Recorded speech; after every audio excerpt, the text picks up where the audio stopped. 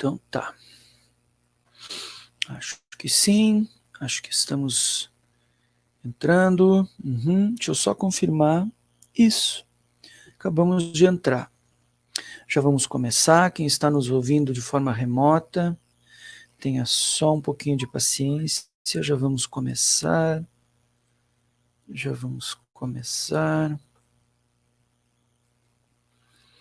Muito bem, muito bom. Meio minutinho, enquanto acertamos aqui os pontos de configurações. Aqui, falta som aqui. E é isso. É isso. Então tá bom. Então, olá a todas, olá a todos, sejam todas e todos bem-vindos para a nossa aula pública, leitura dialogada, uma sessão de leitura que a gente faz semanalmente aqui no YouTube, do grupo de pesquisa Kairos, grupo de estudos e pesquisas em educação, trabalho e políticas públicas, coordenado pela professora Liliana Soares Ferreira, do Centro de Educação da UFSM, eu e a colega Luísa, professora também, né, Luísa Braido, que é colega de grupo, e o Escapim, que também pesquisa temática semelhante, porém ele vem de outro pós-graduação, ele já lembra lá o nome do pós-graduação do qual ele participa. E, enfim, então temos, o Escapim não seria um convidado, ele seria um agregado mesmo, porque ele vem contribuir com as análises dele e contribuir com as nossas leituras. Então não é exatamente um convidado, eu não gosto dessa configuração, de chamar de convidado. O Escapim, afinal de contas, ele está se agregando aos nossos estudos e, portanto, de toda forma, colaborando com os nossos estudos. Já estão aqui presentes, como sempre, importantes colegas. O primeiro deles é o YHTRHRR. É complicadinho de dizer o nome, né? Mas é assim que aparece. Cheguei, obrigado, valeu. William Souza, bom dia, William. Seja bem-vindo, muito obrigado pela sua presença. O Ceia também aparece ali. Salve, bom dia a todos. Marmita sem arroz, R$ 9,99. É por aí, Ceia, arroz 59. Eu quero ver agora a viandeira encher minha vianda de arroz que nem ela fazia. É isso que eu quero ver. Porque eu pedi a vianda para 2 pessoas e vinha puro arroz. Eu quero ver se ela vai ter brios agora de encher minha vianda de arroz. Essa é a questão que fica posta, né?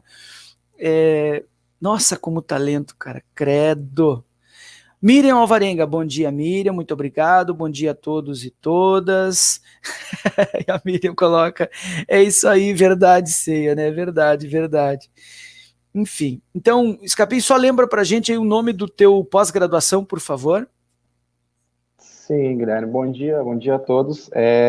Eu acabei de finalizar o mestrado em Educação Física, faço parte da linha de pesquisas e estudos em epistemologia e didática da educação física, e até algo que eu não comentei na nosso primeiro encontro, também sou prof, então sou prof pesquisador, sou professor da rede básica do município de Panambi, que fica próximo da região central, digamos assim, então eu também divido meu tempo entre as pesquisas, né, na pós-graduação e na sala de aula, no chão da escola, de fato, né.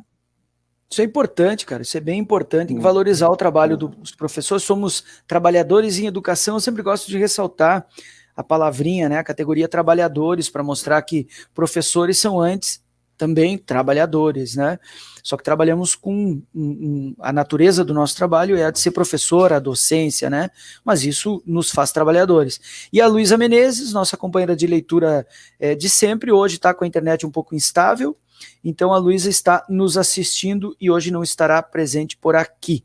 Então, beleza.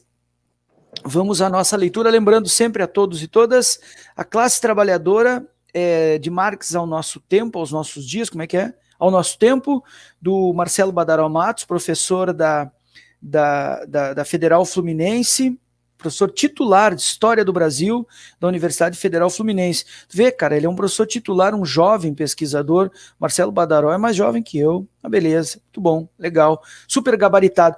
Ontem eu estava ouvindo uma live foi terça, hoje é sexta, foi quarta, acho que quarta, terça ou quarta de noite, aquela live do Jones com a Tuxi, e o Jones falou qualquer coisa que o Badaró tá para sair um outro livro do Badaró, que ele publica pela Boitempo, um outro livro do Badaró, e me passou assim, o Jones falou qualquer coisa muito rápido, eu não consegui pegar direitinho, porque eu tenho do Badaró esse aqui, o Classe Trabalhadora, e o 7 notas a respeito da classe trabalhadora, uma coisa assim, que é pequenininho, é um livro mais enxuto, mas é espetacular, assim, para a gente entender a importância da luta, da militância, da sindicalização, enfim, da atuação da classe trabalhadora. Então, deve estar para sair aí um livro do Badaró, vou ficar atento nos próximos dias. Chega também, antes da gente ir especificamente para a leitura, também o Flávio, muito lento, cara, quando eu faço a live aqui nesse computador é muito lento. Bom dia a todos e todas, a todos. Também o Flávio diz assim, olha, o clico ele demora muito.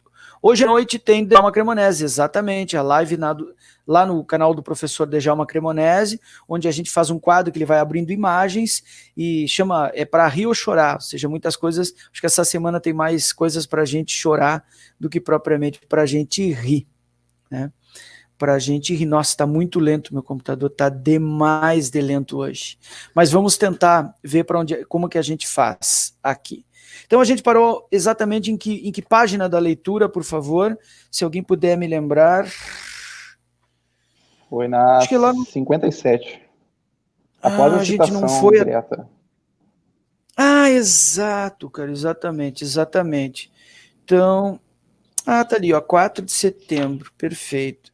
No entanto, mesmo na mais famosa passagem do manifesto sobre a luta de classes e revolução, a saída revolucionária não é o único resultado possível da luta de classes, que também pode levar a uma derrota mútua. E aí tem a citação.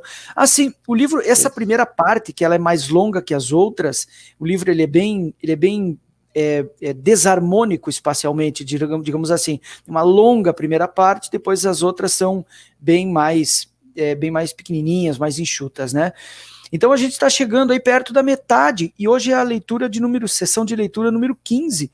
Eu achava que nós íamos ler quase um ano, e no fim das contas, isso me leva a crer que a gente vai fechar em 40 sessões, digamos. Isso é menos de um ano, porque um ano tem 52 semanas, afinal de contas, né? Então, talvez a gente acabe a leitura antes da pandemia, o que também não sei se é uma grande vantagem, né? E vamos ver aqui a ceia. Miriam, não tá fácil, por isso o agronegócio odeia a esquerda e ama a direita. Agro é pop, o agro é tech, o agro é morte. Não, é tudo, me enganei, peraí, desculpa, foi mal. Então, vamos ali para a nossa leitura, então, para a nossa citação do manifesto. Deixa eu arrumar minha cadeira aqui. Ali. Então diz assim, é uma citação 135, que é exatamente o Manifesto de Marx e Engels, que é uma tradução da Boitempo, a edição da Boitempo. Eu tenho várias traduções do manifesto, mas não tenho essa da Boitempo.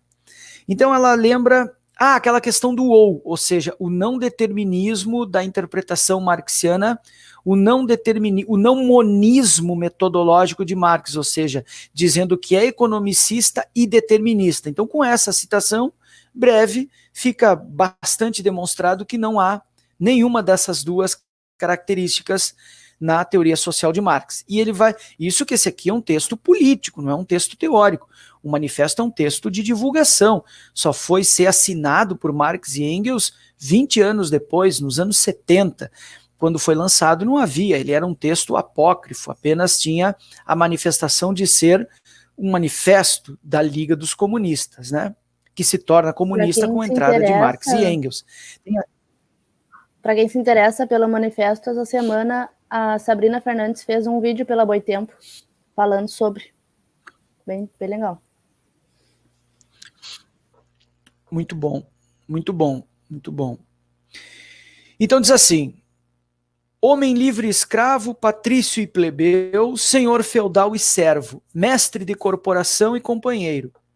Em resumo, opressores e oprimidos, em constante oposição, têm vivido em uma guerra ininterrupta, ou ora franca, ora disfarçada.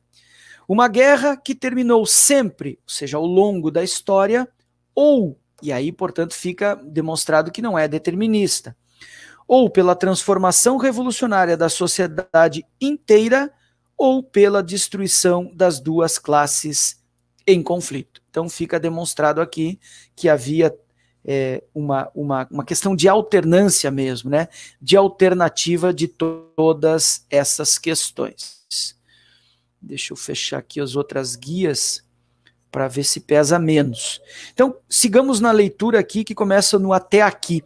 Eu peço que vocês, se alguém de vocês puder ler, eu vou reiniciar a página, vamos ver se eu consigo voltar. Eu devo sair, mas eu já retorno. Então, por favor, alguém prossegue, pode ser a Luísa ou o Escapim? Acho que é a Luísa, né? E depois o Escapim, pode ser? Consigo? Uhum. Pode. Então, eu vou reiniciar aqui. Então, vamos lá. Página 57. Até aqui, tratamos desse sujeito social em termos de uma classe trabalhadora, o que aparece correto e coerente com a perspectiva desenvolvida por Marx e Engels. No entanto, essa unidade da classe é construída em meio às relações sociais que, para além de engendrarem a oposição dos interesses objetivos entre capitalistas e proletários, como decorrência da exploração dos segundos pelos primeiros, produzem também diferenças intraclasse trabalhadora, quer pela via da complexidade da divisão de tarefas postas pela cooperação de trabalho na grande indústria, quer por meio de formas ideológicas e mecanismos alienantes que atravessam a subjetividade coletiva da classe. Nem as condições objetivas de exploração são idênticas para a totalidade da classe, nem as identificações coletivas de sua consciência trabalham sempre de maneira convergente. No caso das condições objetivas, Marx chamava atenção em O Capital para as necessidades de assalariados que desempenhassem tarefas gerenciais nas complexas unidades produtivas modernas, exercendo, como ele explicou, por meio da metáfora do exército, um papel de comando e representação do próprio capital. Assim como o capitalista... É uma citação, é bom, é citação do livro 1 do Capital, tá. Assim como o capitalista é inicialmente libertado do trabalho manual, tão logo seu capital tenha atingido aquela grandeza mínima com a qual tem início a produção verdadeiramente capitalista. Agora, isso é importante, Luísa. Luísa, deixa eu só fazer uma parte. O que é a produção especificamente capitalista? É quando o capital se transforma em capital. Lembrando que o Marx não dá uma definição fechada de capital, mas o capital vai sendo anunciado ao longo de todo o livro 1. E lá na nota 256, no capítulo 23 ou 24, não lembro agora, acho que 24, então ele diz: capital é uma relação social. Que tipo de relação social? Uma relação em que se defrontam um comprador de força de trabalho e um vendedor de força de trabalho. No momento em que se ocorre essa relação, o comprador da força de trabalho, ao consumir essa mercadoria que ele comprou, a força de trabalho, ao consumi-la, ela produz mais valor do que ela própria valia no início dessa relação. Quando chega, portanto, lá no final do processo, quando o bem produzido por essa força de trabalho, o produto da força de trabalho, é consumido, lá se realiza então a exploração que se deu na produção. Quando esse valor volta para a produção e começa o ciclo de novo, isso é capital. Então, capital, segundo, por exemplo, depois vai dizer o Mesaros, o Lukács chegou a dizer antes, ele é um processo incessante, constante, ininterrupto de valorização do valor. Capital é valor que se valoriza, capital é valorização do valor.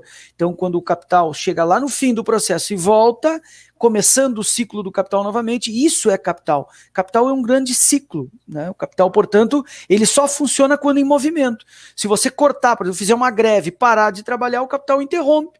Por isso que os capitalistas têm tanto pavor e criminalizam tanto, por exemplo, uma greve. Então, só para fazer uma parte aqui, que o Marx diz, né, produção verdadeiramente capitalista. Fala, Escapim. Tem uma outra questão nessa citação que a gente pode refletir em cima disso, e que, na verdade, vai derrubar por terra essa falácia neoliberal, liberal, enfim, do empreendedorismo, que é a questão da libertação do trabalho manual. Então, é aquela questão do capitalista sem capital, que também está vinculada a isso, a própria libertação do trabalho manual, ou seja, alguém vai trabalhar de forma manual para esse sujeito, que por sua vez vai ser o capitalista, né? Então essa ideia do empresário de si mesmo, do empreendedorismo, ela cai por terra quando a gente pensa nessa relação entre a produção do capital e esse desprendimento, essa isenção do sujeito do trabalho propriamente manual, né? Ou seja, um outro sujeito é que vai ter que produzir para ele. Então, ele vai ter condições, ele vai ter um capital em potencial para que ele consiga trocar, na verdade, né, enquanto mercadoria, pela força de trabalho de outro sujeito, que esse sim é que assume o trabalho manual para o primeiro, né, nesse caso. Perfeito, bem apontado. Então, na sequência da leitura vai aparecer uma das formas de alienação, que é o controle sobre o produto do trabalho. Então, o trabalhador, ele produz algo que não lhe representa, não lhe objetiva no mundo, mas não é ele que controla, que é uma das formas de alienação que o Marx trabalha lá nos manuscritos. Então, é o que vai ficar claro agora quando a Luísa ler sobre a questão da supervisão do trabalho. Por isso a ideia, aliás, só para fazer por isso a ideia de administração, curso de administração. Ad quer dizer outro, minister quer dizer controle. Ou seja, o trabalho agora ele é administrado, ele é controlado por outro que não é quem realiza o próprio trabalho. Então, essa é a ideia de administração do trabalho, está implicada aí. Mas, por favor, Luiz. Agora, ele transfere a função de supervisão direta e contínua dos trabalhadores individuais e dos grupos de trabalhadores a uma espécie particular de assalariados. Do mesmo modo que um exército necessita de oficiais militares, uma massa de trabalhadores que coopera sob o comando do mesmo capital necessita de oficiais, dirigentes, gerentes e suboficiais, capatazes, foremen, overlockers, contramainters, industriais que exerçam o comando durante o processo de trabalho em nome do capital. Tratar da heterogeneidade que atravessa a classe, que pode até mesmo alimentar formas de preconceito e opressões, é um desafio inevitável para quem sustenta a validade analítica do conceito de classe trabalhadora, e tanto ou mais para quem aposta na potencialidade transformadora desse sujeito histórico. Muito bom. Então esse encerra um itemzinho do texto, para quem não está vendo, encerra um itemzinho, ó, opa, aqui é tudo o contrário, aqui, ó, bem aqui. E aqui começa um item novo no texto, que é um pequeno item, que é o novos sujeitos. E aí o último item, ele tem mais aí o que... ele é bem interessante, cara, isso aqui. Ó, ele vai agora da 58 até a 70. 12 páginas encerram, então, essa primeira parte. Acho que tu ia falar... Sim, eu acho que a gente pode, acredito que nós possamos explorar um pouco mais essa parte final do texto, porque é uma síntese que ele traz. Na verdade, ele vem contextualizando e fazendo as demarcações históricas da classe trabalhadora enquanto unidade, né? É isso que ele vem trabalhando no livro até então, né? E nessa parte final, ele busca apresentar como uma síntese, digamos assim, a complexidade e as particularidades ou as múltiplas determinações que se encontram no interior da própria classe trabalhadora. E isso é importante para a gente pensar o processo de consciência de classe, que muitos sujeitos, muitas vezes por se encontrar em situações diferentes de exploração e da própria apropriação da riqueza, digamos assim, ou a própria questão do assalariamento, ele não se situa, ele não se conscientiza enquanto um trabalhador, e acaba, por vezes, aliás, consequentemente, desmobilizando o próprio movimento de luta revolucionária da classe enquanto uma unidade. Então, essa é uma questão importante, que até eu acabei anotando, por exemplo, a questão da própria classe média, muitas vezes não se reconhece como classe trabalhadora, digamos assim, e aí acaba se aliando muitas vezes mais a um projeto burguês, elitizado, do que propriamente da classe trabalhadora como um todo, né? E aí a gente sabe que as consequências também penalizam essa classe, né? Enquanto totalidade nas mediações, né? Perfeito, perfeito, muito bom, muito bem apontado. Então, e esses novos sujeitos são fundamentais, porque vai mostrar... Isso não tem nada a ver com identitarismo, nada disso. Tem a ver realmente com a multiplicidade. humana, cultural, que é composta a classe trabalhadora. É muito bom a forma como o Badaró apresenta tudo isso. Antes tem 2 comentários, Never, eu não sei se é ele ou ela, tem uma fotinho, não dá para ver. Uberização, taxista fazendo entrega para o Mercado Livre e achando bom, claro, que o Scapin falou antes, o cara que se acha o empreendedor de si mesmo, o make myself, aquele que se faz, né? O self-made man, o homem que se faz, o sujeito que se faz pelo próprio trabalho. Só que isso dá certo se você tiver uma economia de livre mercado, ou um mercado mais, digamos assim, onde é menos monopolizado o potencial de domínio da força de trabalho, né? E aí entramos exatamente na questão aqui da Luciana, que diz assim: olá, bom dia, talvez não esteja dentro do contexto de estudo, o professor Guilherme poderia falar sobre o reino da necessidade e o reino da liberdade em Marx? Na verdade está totalmente dentro do estudo e ficou pairando naquela fala que eu fiz anteriormente. Então, o reino da liberdade seria o reino de não ser obrigado a vender a sua força de trabalho, porque é isso que é o mercado. A gente brincava esses dias, eu acho que foi numa outra leitura que eu fiz com o Barbosa, o Everton Barbosa. O que é o livre mercado? O livre mercado é onde se defrontam livremente, entre aspas, um comprador de força de trabalho e um vendedor de força de trabalho. Só que esse mercado, que é livre no mercado, na hora de comprar e vender força de trabalho, ele já foi aprisionado pela necessidade de vender a força de trabalho na esfera da produção. Então, para que a Luciana entenda, eu sugiro, Luciana, que você dê uma olhadinha, tem aqui no canal, é um vídeo da professora Virgínia Fontes, que é professora aposentada da Federal Fluminense, do mesmo departamento do Marcelo Badaró, que é o vídeo O Deserto do Capital. Eu não me lembro do momento do vídeo, mas se não me engano eu deixei ali nos comentários há uns anos atrás, ele tem aí uns 5, 6 anos esse vídeo. Eu deixei nos comentários o momento exato em que a Virgínia Fontes fala e diferencia o reino da necessidade do reino da liberdade. É uma frase monumental da Virgínia Fontes, em que ela diz assim, os trabalhadores, ela fala sobre uberização, sobre tudo isso que a gente está discutindo, né? Ela fala sobre, então ela diz assim, o trabalhador com a ilusão da liberdade, como é que é? Não, é condicionado pela esfera da necessidade, entrever por uma fresta o reino da liberdade. É sensacional, e aí ela explica a diferença entre o reino da liberdade e o reino da necessidade em Marx. E aí depois a gente pode ampliar essa discussão em outro momento, mas sugiro que você veja lá, eu acho que você vai ficar bem satisfeita com a fala da Virgínia Fontes, que é uma marxista monumental, tá, Luciana? Antes de seguir o Never, que é mulher, sujeito histórico é o sujeito que não se porta como coadjuvante. Ele tem consciência histórica. Pode ser, é uma forma de falar. Sim, na verdade, os homens fazem história. O Marx diz isso 2 vezes, né? Mas não a fazem como querem, senão sob circunstâncias que já encontram dadas, determinadas. Então, o sujeito histórico somos todos nós, com consciência ou não, nós fazemos a história. E a verdadeira consciência é saber que nós não a fazemos como queremos, mas, sobretudo, sob circunstâncias que já encontramos dadas, determinadas, que são legadas pela cultura, pelas sociedades que nos antevieram, né? Então, o sujeito histórico é bem mais do que só ter consciência. Você pode ser um sujeito histórico e não ter consciência de que você é o sujeito histórico. É como diz eu acho que é o Lukács que diz, né? Você pode ser, não é o Lukács, não. Você é, mas não sente que é ainda, né? Que é quando você toma consciência da situação que você existe. E aí diz o Flávio, e o estudante em formação para o mercado de trabalho que não é tratado como trabalhador. Isso é terrível, né, Flávio? Isso é terrível. Virgínia Fontes, Deserto do Capital. Veja lá, é ótimo esse vídeo, tá aí no canal, tá separadinho, eu editei exatamente a fala da Virgínia, tá bom?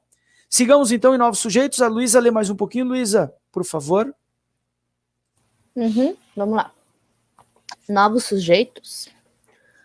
Um dos problemas recorrentes da análise marxista desde os tempos de Marx e Engels reside em tentar contornar o significado de heterogeneidade da classe e das distintas experiências históricas de opressão e alienação, combinadas de maneira também distintas à exploração por meio de uma afirmação simples da propriedade analítica do conceito de classe sobre outros, como o de gênero ou raça. Se o ponto de vista marxista implica compreender o capitalismo como totalidade dinâmica e contraditória, o desafio que nos toca é o de compreender análises e traçar estratégias que levem em conta as complexas relações no interior dessa totalidade. Mas é uma totalidade que não é composta por uma amálgama de sujeitos indistintos que não se diferenciam. A classe trabalhadora é feita de gente, e gente não é tudo igual. Gente é gente de um sexo de outro, de um gênero de outro, de uma cor de pele de outra, de uma idade de outra, de um credo religioso de outro. Ou seja, nós somos, em realidade, em materialidade, muito diversos.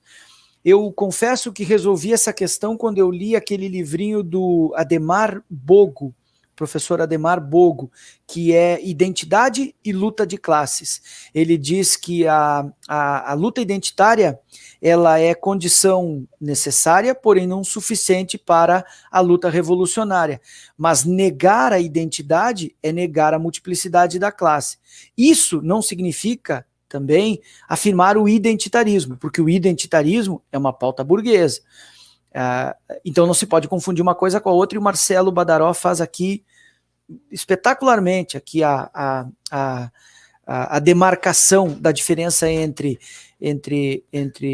tomar a identidade como importante sem fazer dela um identitarismo burguês liberal. Tá? A Luciana diz assim, obrigada pela dica lá da Virgínia Fontes. Roseli Martins, oi gente, bom dia, Roseli, seja bem-vinda, muito obrigado. Adiante, né, Luísa? Temos uma nota ali, Vamos né? lá. Uhum. Isso. Do ponto de vista das opressões de gênero, há que se reconhecer que as relações entre gênero e classe, ou dito de outra forma, entre capitalismo e patriarcado, opressão das mulheres, foram muitas vezes negligenciadas ou secundarizadas pelas análises marxistas, assim como pelas organizações socialistas, contribuindo para o predomínio de um divórcio entre a maioria das análises sociais e perspectivas de lutas de marxistas e feministas. Tem duas notas, eu acho que vale a pena ler as duas, né? Quando fala em opressões de gênero, eu vou para a gente dialogar, eu vou falar da nota 137. Aqui optamos pelo uso gênero por entendermos como conceito mais amplo para explicar diversas relações sociais marcadas por opressões, as quais, entretanto, mantêm suas especificidades, como as relativas às mulheres, gays, lésbicas, bissexuais, transexuais, intersexuais. Ou seja, o Badaró está dizendo, olha, a gente colocou tudo numa grande caixa chamada opressões de gênero, porque ele está entendendo que quando você oprime ou violenta moral ou fisicamente alguém que não existe no mundo de forma binária, como homem ou mulher, você está oprimindo na forma da opressão de gênero, né? O texto, porém, concentra-se na opressão das mulheres por uma razão de espaço e domínio do objeto pelo autor. O Badaró está dizendo, olha, não tem estudos suficientes para tratar da especificidade das opressões de gênero, não é o tema de estudo dele.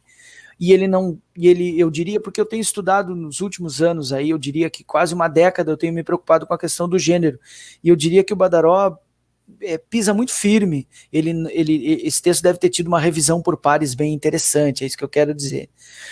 Então, reconhecendo a necessidade de aprofundamento da análise sobre as referidas especificidades. Então, ele tomou de uma forma mais ampla para olhar a classe trabalhadora como um novo sujeito, embora toda demarcada por particularidades.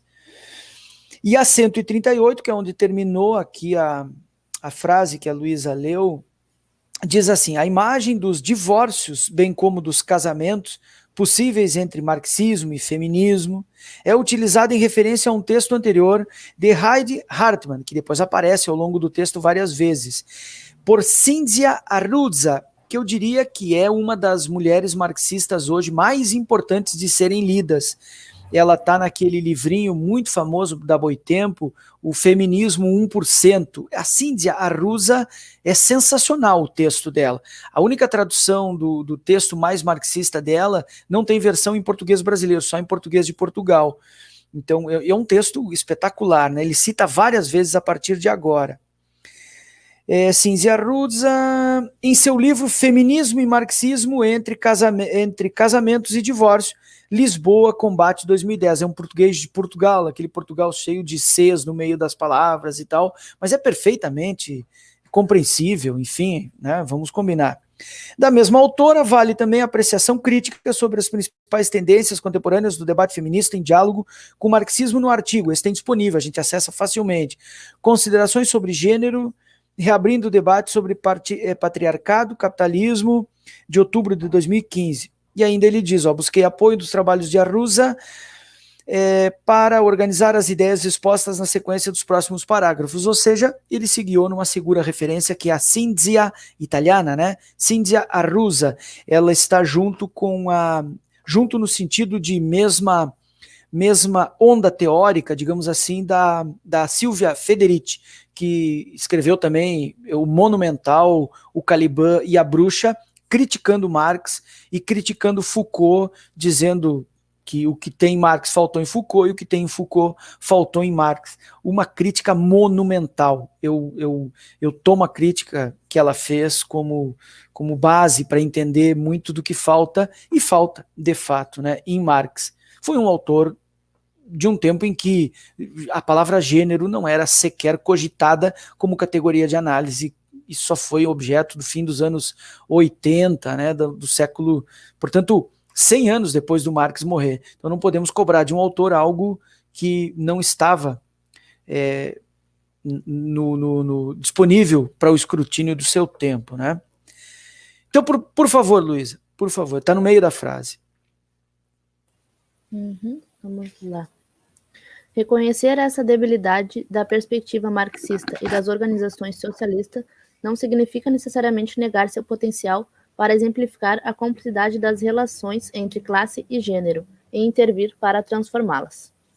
Nesse sentido, o primeiro elemento explicativo deve partir da constatação de que as formas patriarcais de opressão de gênero antecedem o capitalismo, mas sobreviveram à sua emergência e se combinaram às relações sociais capitalistas de modo muito próprio. Em modos de produção anteriores ao capitalismo, sobretudo nas relações de produção baseadas na unidade familiar, voltadas prioritariamente para a subsistência, a subordinação da mulher e das crianças ao poder patriarcal, organizava em grande medida o processo produtivo. Marx e Engels estiveram entre os primeiros a tentar entender este processo. Bueno, eu levantei um pouquinho para buscar o livro, eu vi que as pessoas se interessaram ali, e a Marina Ruth, olá Marina Ruth, obrigado, sempre presente, sempre nos honrando com a presença, obrigado Marina. E a Never diz, Ademar Bogo, Identidade e Luta de Classe, só tomando nota. Esse livrinho aqui, é bárbaro, viu, Never? É excelente. Eu não sei, ele é da editora Expressão Popular. A Expressão não é uma editora muito comercial, então, de repente, ela ainda tem esse livro em estoque. É um livrinho interessantíssimo, o Ademar Bogo escreve de forma muito direta, fácil de ser entendido, podemos dizer assim. E o Ceia diz assim, e a piada do século, Vera Magalhães chamou Bolsonaro de nacional desenvolvimentista, é verdade. Não, cara, a Vera Magalhães é fora da casinha, não tem cabimento, né? É verdade, pura verdade. Então, sobre esse parágrafo, eu não sei se o Escapim, eu gostaria de chamar a atenção para aquilo que o Badaró chama de formas patriarcais de opressão de gênero antecedem o capitalismo. Isso eu estudei, porque a minha tese foi exatamente sobre uma categoria que é a masculinidade como forma hegemônica da sociedade. Isso é muito anterior ao capitalismo. Os gregos eram misóginos, sociedades antigas eram patriarcais, misóginas, a sociedade da Renascença, que se chama Renascença porque renasceram os valores da antiguidade, era uma sociedade extremamente misógina, opressora contra as mulheres. Foi ali que em 1516 incendiaram a Joana d'Arc e... Não, 1916 ela foi tornada santa pela Igreja Católica, mas eles tinham incendiado ela 500 anos antes, ou seja, primeiro você bota fogo na pessoa, depois você diz que ela é santa. Essa é a coerência dos religiosos de sempre, né? Então, a opressão das mulheres, a opressão feminina, ela antecede o capital. Mas e aí eu posso falar com propriedade, porque foi o que eu estudei no doutorado, é que com o advento da sociedade capitalista, pós-revolução industrial, a opressão das mulheres, a opressão feminina, a opressão às mulheres com crase, ela ganha contornos únicos e específicos. A masculinidade, aqui eu só vou resumir para não ser chato, porque a leitura é outra, né? A masculinidade, antes, ela era o centro da sociedade. E com o advento do capital, ela migra de ser o centro para ser a norma. E isso muda completamente o status da masculinidade. Foi o que eu chamei de andro, que é masculino, normatividade, que é a norma. É diferente você ser o centro, a referência, o melhor, a melhor forma de existir no mundo, a forma mais correta de existir no mundo. Outra coisa é você ser a norma, o único jeito possível de existir no mundo. E por isso podem, de acordo com a gramática andronormativa do capital, você pode matar gays, você pode oprimir mulheres, proibi-las de dominar o seu próprio corpo, por exemplo, e essas coisas. Então isso é importante aqui que o Badaró chama atenção. Outra sublinhada que eu dei foi se combinam as relações sociais capitalistas de modo muito próprio, ou seja, há um casamento aqui no sentido de aproximação, né, entre opressão de gênero e exploração capitalista. Como o Domênico Losurdo, por exemplo, demonstra que há uma conjunção muito forte entre liberalismo e escravidão. Portanto, o capital, ele é filho da escravidão. Ele, portanto, nunca seria possível sem tantos anos de exploração do trabalho escravo, portanto o capital é racista até a raiz dos seus cabelos. Misógino e racista. É isso. Mais um trechinho, a Luísa está mateando, não sei se vai querer ler mais um trechinho. Posso ler, sim. No Manifesto Comunista, ridicularizam o temor burguês de que o comunismo introduzisse a comunidade de mulheres, e explicaram esse medo para o burguês. A mulher nada mais é que um instrumento de produção. Ouvindo dizer que os instrumentos de produção serão explorados em comum, conclui naturalmente que o destino de propriedade coletiva caberá igualmente às mulheres. Porque o que os caras faziam correr a boca pequena, Luiz, era outra coisa. É a ideia de... Bom, qual era a compreensão? A compreensão é de que o corpo feminino era uma propriedade dos homens. E, portanto, se a propriedade era comum, as mulheres seriam comuns aos homens. Isso é uma fake news do século XIX, da primeira metade do século XIX. O que os burgueses faziam correr era a ideia seguinte, percebam, eu vou falar aqui de uma forma tosca, prosaica, para que todos entendam mesmo. O que os burgueses da época estavam dizendo é que, olha, abram o olho. O que os comunistas querem? Eles querem que as mulheres sejam de todos os homens. Os homens poderão dispor das mulheres mais ainda no comunismo. E o Marx e o Engels dizem, não, é o contrário, isso é uma grande fake news, né? É o contrário. As mulheres não são propriedade de ninguém. E pelo contrário, elas agora, numa possível sociedade onde os meios de produção sejam comuns, elas também terão direito à propriedade dos meios de produção, tanto quanto, igualmente, os homens. Mas veja, como fake news não é uma novidade, né? Não é nada lá do século, não é novidade do século XXI. O Marx e o Engels já tinham que responder a fake news no manifesto do Partido Comunista, vejam só. Desculpa, Luiz, eu te interrompi. Só uma consideração em relação a isso, Guilherme e Luiz. Por exemplo, essa questão do papel da mulher na produção e da apropriação privada, se a gente for fazer uma relação, por exemplo, com a sociedade primitiva, que tinha a organização do trabalho de forma natural, por exemplo, não era uma divisão social do trabalho, a produção, à época, também era uma produção coletiva, mas a apropriação também era coletiva, nesse caso, né? E a mulher também fazia parte dessa apropriação. No caso, ela se apropriava desse processo de produção, né? Que aí se difere para sociedades onde tem a apropriação privada dos meios de produção, onde tem a organização social do trabalho, e a mulher passa a ser um mero instrumento da produção e também uma apropriação do próprio homem desse processo de produção, né, nessa relação. Na tese eu citei o texto da Margaret Mead, é uma antropóloga norte-americana, que ela escreveu, o nome é Sexo e Temperamento, é o livro dela, que é a grande obra antropológica. E lá ela demonstra que a propriedade, a apropriação do corpo feminino e do trabalho, o trabalho reprodutivo não pago que os homens fazem do corpo feminino, não tem nada de elemento da natureza. Ela é absolutamente social. E aí a Margaret Mead mostra 3 exemplos, 3 sociedades, que são os Mundugumor, os Chambuli e os Arapesh. São 3 sociedades em que tudo que no Ocidente é considerado coisa de homem, lá era considerado coisa de mulher. Então, prova de que coisa de homem nada tem de natural. São artifícios criados por sociedades que dominam o trabalho feminino, o corpo feminino, enfim, né, o trabalho reprodutivo não pago. Sobre isso está saindo um texto bem bom na Boitempo, e para mim, eu acho que uma das melhores autoras a respeito disso é aquela moça que ela é, como é que chama? Acho que é transexual. Eu não sei a categoria exatamente, mas ela é brilhante, ela é magnífica. É a Amanda Palha. Ela é sensacional. E ela trabalha com essa categoria do trabalho reprodutivo não pago, que é o trabalho feminino muitas vezes. Trabalho doméstico, sobretudo, né? E a apropriação que o casamento estipula na sociedade burguesa capitalista, tá?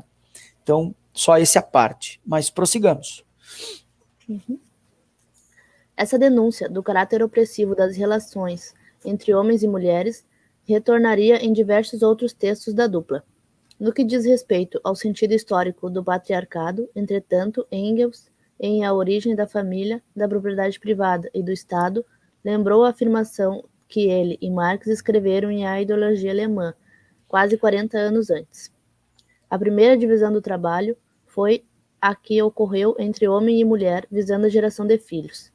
E acrescentou, o primeiro antagonismo de classes que apareceu na história coincide com o desenvolvimento do antagonismo entre homem e mulher no casamento monogâmico.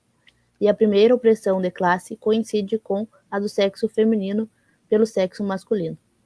Aí o casamento monogâmico é um princípio cristão, burguês cristão, isso é muito importante que fique claro.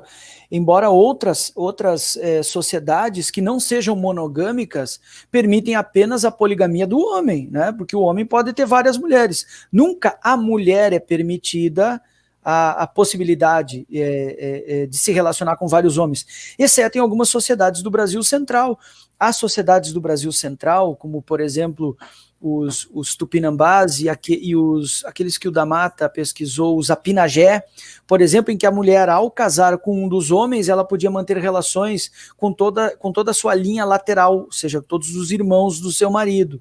E imagina se essa moda pega no Brasil de hoje, essa é uma herança indígena que não foi à frente, né? Se bem que eu conheço pessoas que mais ou menos seguem esse costume, o que prova que não tem nada de natural, é uma apropriação pela monogamia. A monogamia nada mais é do que um princípio moral que justifica uma apropriação econômica. A ideia da fidelidade, aí depois o Capital funda a ideia de amor romântico, juntos para sempre, até que a morte nos separe. O que é isso? É que eu possa te explorar até você morrer, é isso que ele quer dizer, né? Trocando em miúdos. Se o padre fosse comunista, ele dizia, então eu considero marido e mulher, e você pode explorar essa coitada até a morte dela, é isso que acontece, né? É isso. Então, Never, sim, durante muitos anos não se calculava o valor do trabalho de uma mulher do lar, por exemplo, a economia de quem administra o lar. Não há nenhuma chance de uma família estruturalmente burguesa, pai, mãe, filhos, aquele do comercial de margarina, se reproduzir economicamente sem o cuidado da casa, das mulheres, enfim, né? E isso não é valorizado, isso não é contabilizado. O cara chega em casa e diz, sou eu que trabalho, sou eu que boto dinheiro em casa.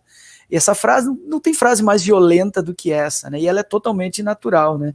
Sem aquela estrutura da própria casa, casa como oikos mesmo, né? Como unidade parental compartilhada. Eu acho que essa é a melhor forma da gente chamar, né? Existe um laço de parentalidade entre aquelas pessoas que compartilham a mesma despensa, o mesmo lugar, o mesmo teto, e nada mais do que isso. E ainda diz a Miriam, Amanda Palha, travesti e educadora sexual. Muito obrigado, Miriam. Esse é o enquadramento. Ela não é transexual, não. Ela é travesti e educadora social. Muito obrigado. Eu acho a Amanda magnífica. Eu acho a Amanda... Cara, aquela fala dela na Boitempo, dizendo que ela não quer ser boazinha, ela quer assustar mesmo. Nossa, eu vibrei com aquela fala, é sensacional. E a direita fascista odiou, né? Eles caíram de pau em cima daquele vídeo. Quem não viu, veja. É Amanda Palha na Boitempo. É um negócio assim de outro mundo, de sensacional. Não passe mais nenhum dia da vida sem assistir aquele trechinho da Amanda Palha. E o Flávio diz: no Quilombo dos Palmares havia rodízio de casamentos de tempo em tempo. Os caras estavam muito evoluídos. E com a bênção da Igreja Católica. A Igreja Católica já abençoou muita coisa e hoje abençoa cada coisa que é inacreditável, né? A Igreja Católica abençoa muita coisa. Para quem acha que comer criancinha é coisa de comunista, dê uma passadinha pelos crimes da igreja que você vai entender, tá bom? Mas sigamos. Vamos lá.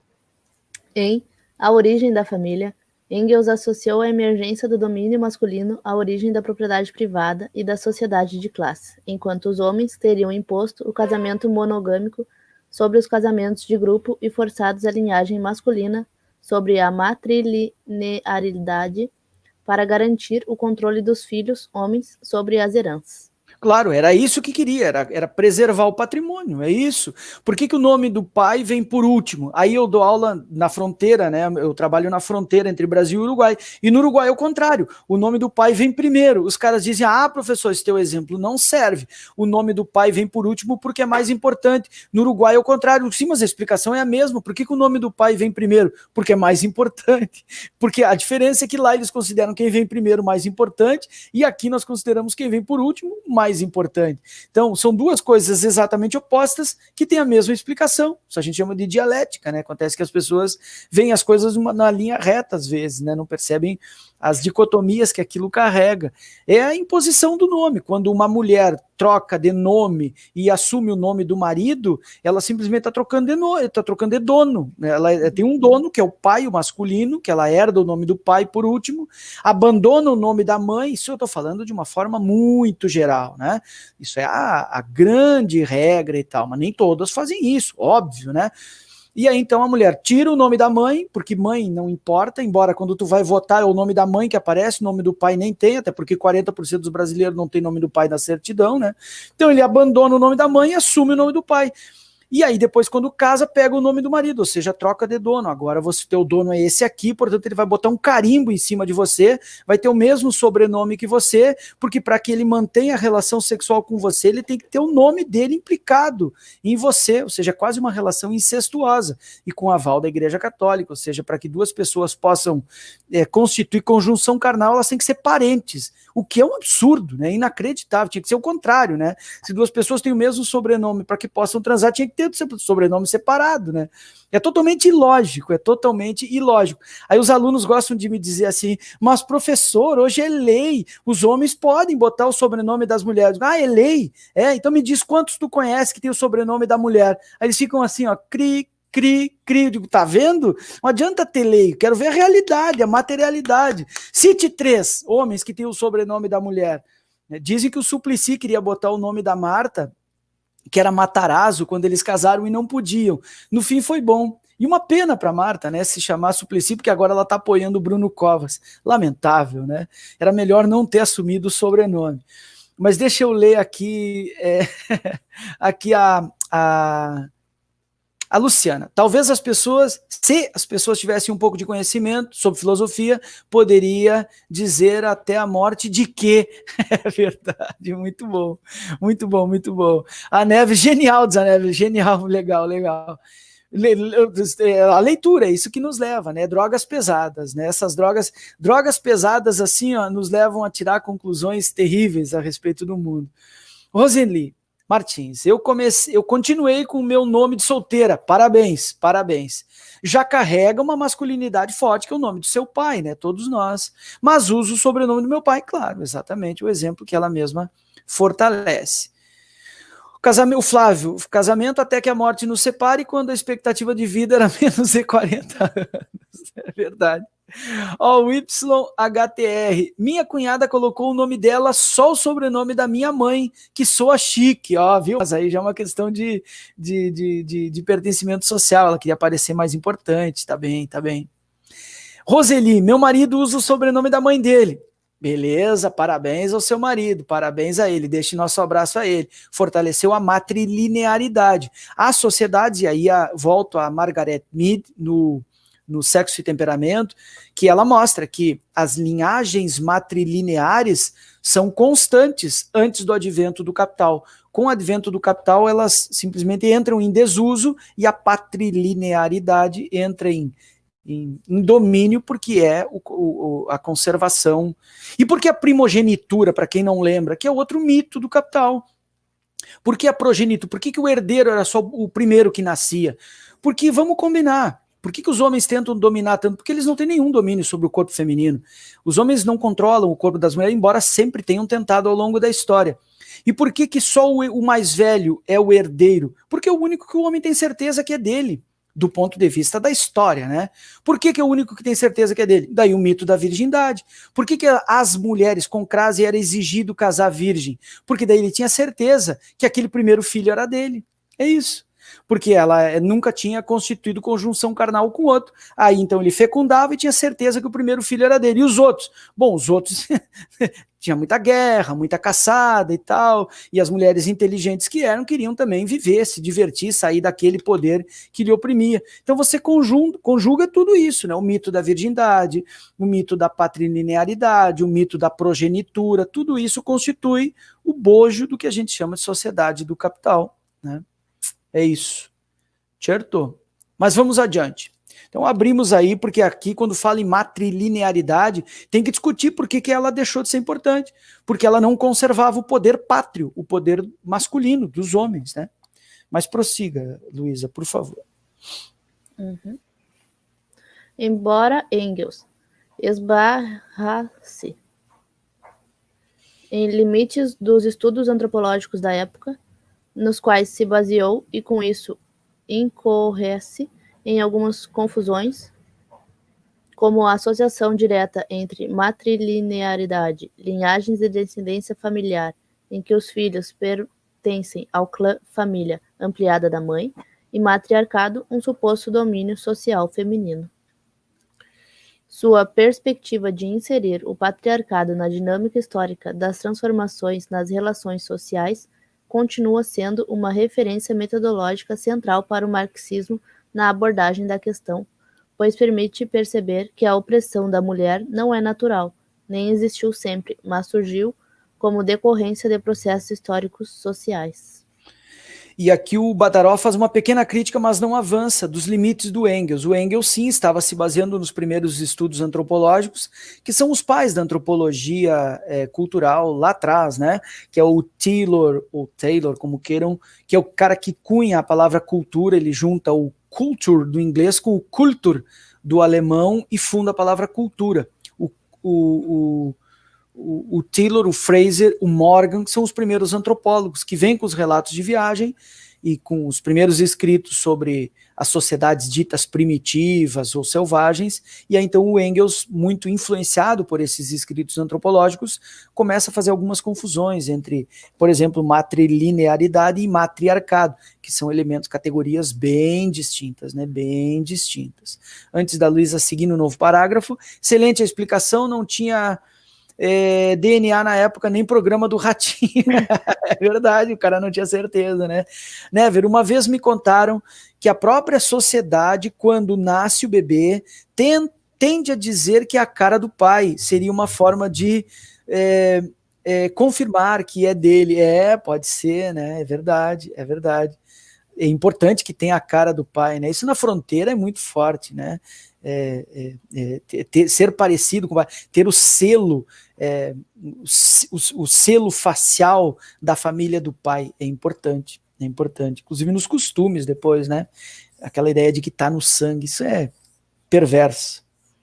Mas sigamos, acho que o Escapim leu um pouquinho, pode ser, Escapim, para não dizer que não leu? Pode ser.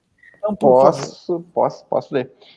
Até porque vai chegar numa questão importante aí que tem uma discussão própria da minha área nesse caso. Então vamos seguir. Estamos no último parágrafo da 59, né? A acumulação primitiva do capital, porém, foi um processo de expropriação que, como vimos na obra de Marx, marcou a separação dos agora proletários e proletárias, dos meios de produção necessários a suprir sua subsistência, lançando-os ao mercado. Assim, consistiu, em grande medida, na quebra das diferentes formas de relações de produção organizadas pelo poder patriarcal nas unidades familiares. No entanto, a lógica patriarcal sobreviveu, transformada e incorporada pelo capitalismo. Essa permanência só pode ser adequadamente explicada se formos além das visões deterministas ou essencialistas. Então, é necessário que sejam superadas perspectivas de duas ordens, deterministas e essencialistas. Não seria, é certo, uma diferenciação essencial, essencial entre a natureza biológica de homens e de mulheres, o que explicaria a permanência das hierarquias de gênero, pois se as diferenças biológicas existem, as soluções para elas foram distintas ao longo da história e continuam distintas conforme cada posição social. Por outro lado, são deterministas tanto as perspectivas que afirmam a sobrevivência do patriarcado em função de suas características puramente econômicas, quanto aquelas que partem de suas supostas características culturais imutáveis ou autônomas em relação ao conjunto das relações sociais.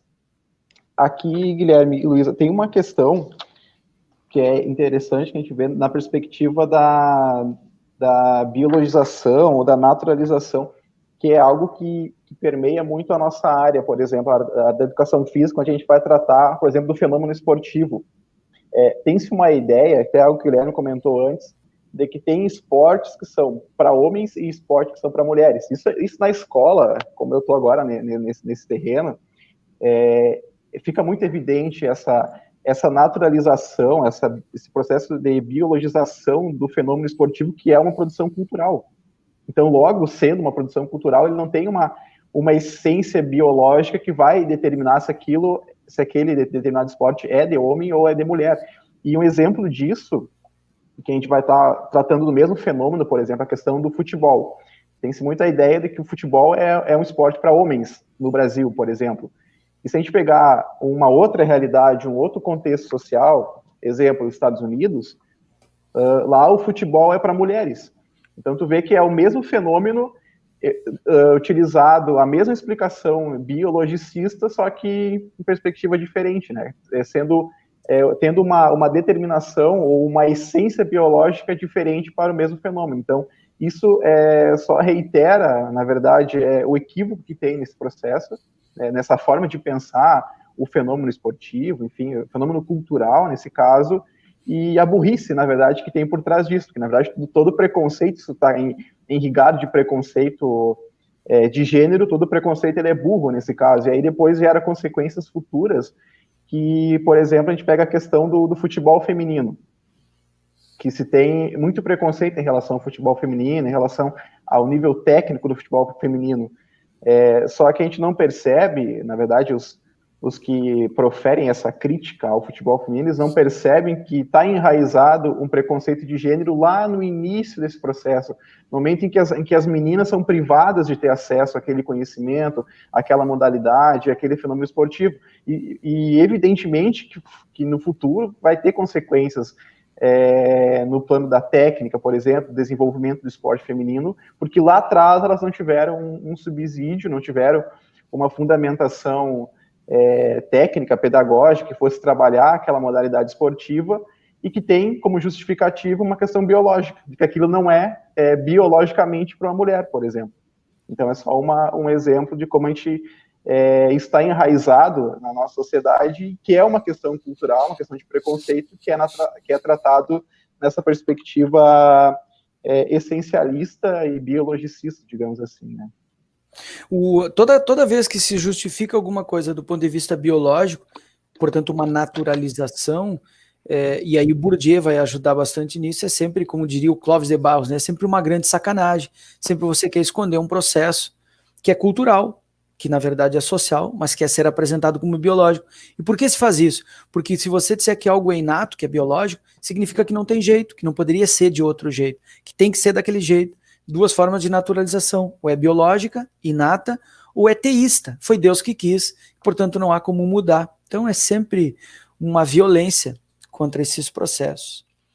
Então, nós estamos fechando uma hora, nós vamos entrar num parágrafo agora, que é exatamente o parágrafo da minha tese. Então eu acho que a gente lê esse parágrafo e encerra nele e retoma na semana que vem a partir dele. Então, por favor, Escapim, faça a leitura.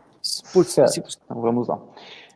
Nos cabe explicar como a sobrevivência da ideologia patriarcal, combinada à valorização do modelo familiar monogâmico como norma, ganha materialidade em diferentes modalidades de controle do comportamento feminino e no estabelecimento de padrões heteronormativos pelos homens, que vão da pressão psicológica às formas mais cruéis de violência direta.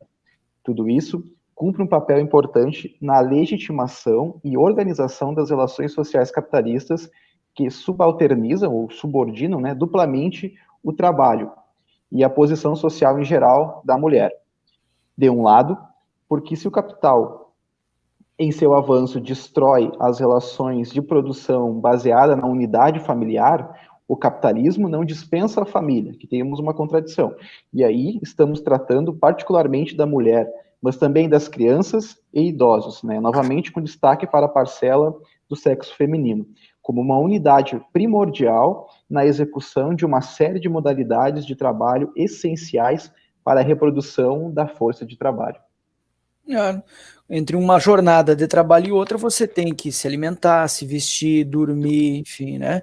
E aí eu chamo a atenção nesse parágrafo para a palavra norma, que foi exatamente o que eu pesquisei.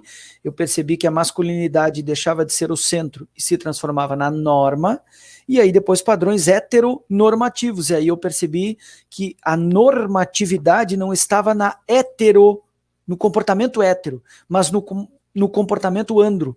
A norma não era o hétero, a norma era o masculino. E aí, então, eu escrevi a tese, orientado pela professora Liliana, que é a coordenadora do nosso grupo de pesquisa. E então a gente retoma esse parágrafo, eu retomo exatamente essa fala na semana que vem, 9h30, 9h40, porque eu tenho aula remota antes. Deixa eu ler os comentáriozinhos aqui. O Flávio faz uma correção, ó. Ele diz assim: a Marta entrou na justiça para manter o nome Suplicy, seu nome de solteira era Smith de Vasconcelos. Eu achei que o Matarazzo era dela, então o Matarazzo era do Suplicy também. Ótimo, Flávio, muito obrigado. Esse negócio de high society é o Flávio que manja, eu não manjo muito desse negócio de alta sociedade aí. O Never, não, ela disse que era homem ou mulher, agora eu não lembro, lá atrás ela disse, peraí, mulher, tá, obrigado, Luísa. A Never diz, sabe o que eu acho perverso nisso? Pois a criança que é menina e gosta de futebol, a fala do Escapim, né? Fica confusa se a menina, pois é coisa de menino, isso não me parece sadio, não, nada sadio, isso é violência velada, de uma forma não bem explícita, absoluta. E o Ceia diz assim, Escapim, esse tema é polêmico, tem o caso da Tiffany no vôlei, você acha que deveriam jogar juntos homens e mulheres ou futebol feminino e masculino, separados por categoria? Isso é uma discussão longa, né, enfim, né, bom, mas afinal de contas... essa é uma discussão que está na pauta do dia, na verdade, né, porque é recente e vem atravessando, ele citou o exemplo do vôlei, mas tem do atletismo também, está tendo casos nesse sentido e que requer, na verdade, uma discussão mais ampla nesse processo, né?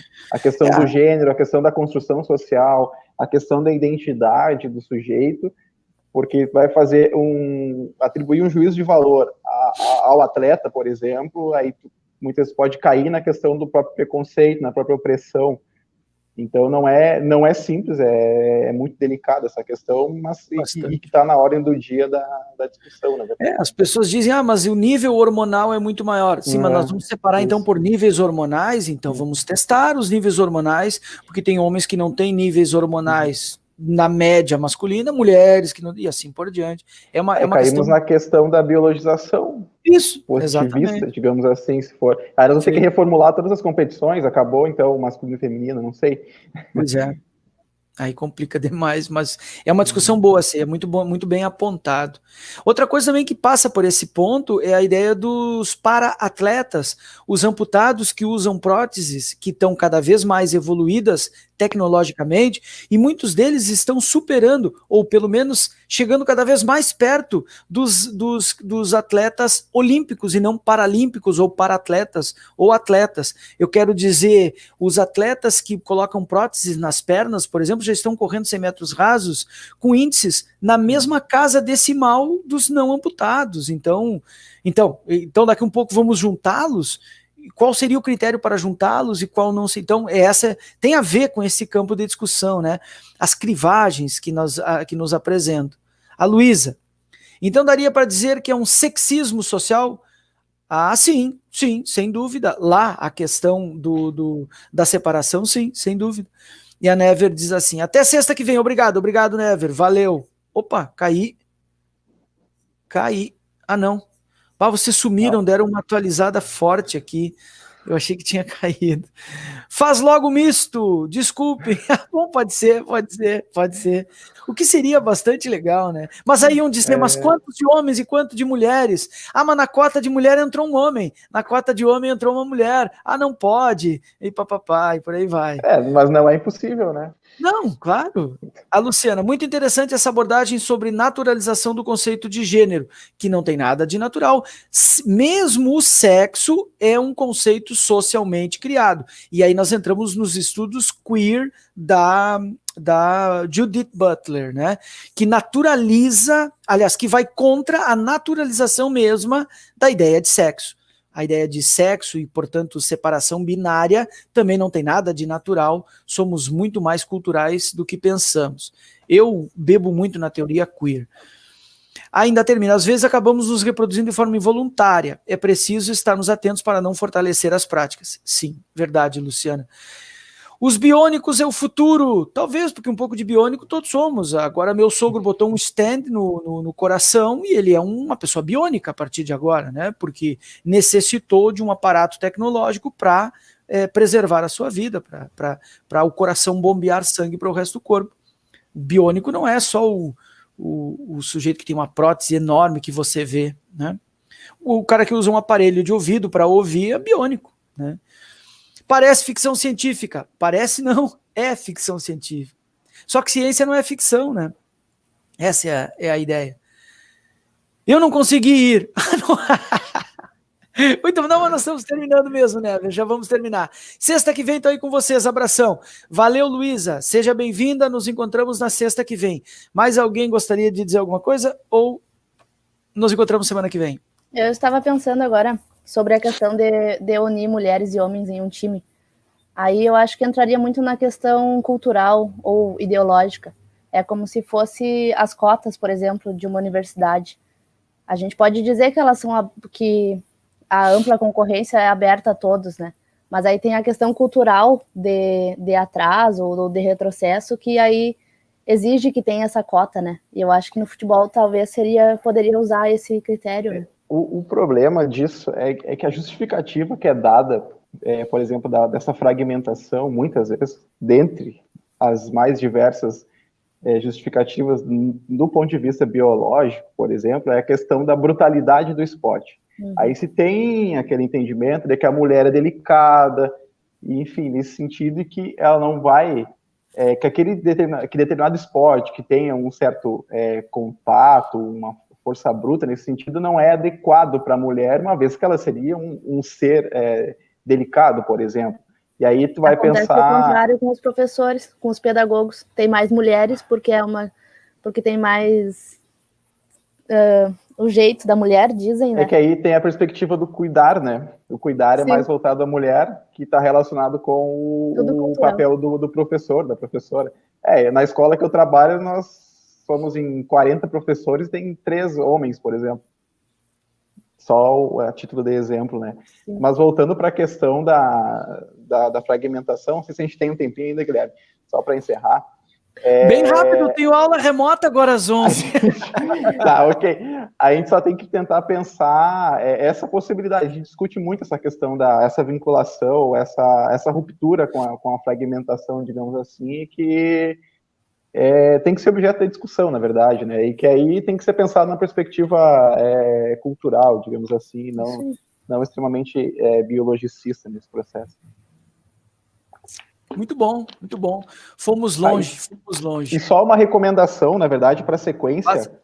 Eu sugiro que a visualização do vídeo do Greg News, sobre o cuidado, que vai tratar dessa questão que a gente vai seguir na próxima semana. Ótimo, vou ver, eu não vi esse do cuidado, eu não vi. O Greg News é genial, né, cara? Como ele é bom, né, tipo, Vivier. Sim, muito legal. Como é bom, gosto também, muito mesmo, muito bom. Tá? Então é isso, colegas e amigos. Ficamos por aqui porque eu tenho mesmo aula remota agora às 11 e os alunos não podem esperar. Então, nossa sessão 15 hoje do Leitura e Dialogada, aula pública, aquilo que muitos por aí fazem curso e cobram, a gente fazemos de graça, tá? Leitura e aula pública, classe trabalhadora de Marx a nosso tempo, do Marcelo Badaró Matos. Obrigado aos colegas, o Escapim, a Luísa. E, enfim, semana que vem, para a leitura desse texto, a sequência, às 9h40, mais ou menos, a gente vem por aqui. A Luísa Menezes vai estar também, ok? Obrigado, abração, se cuidem.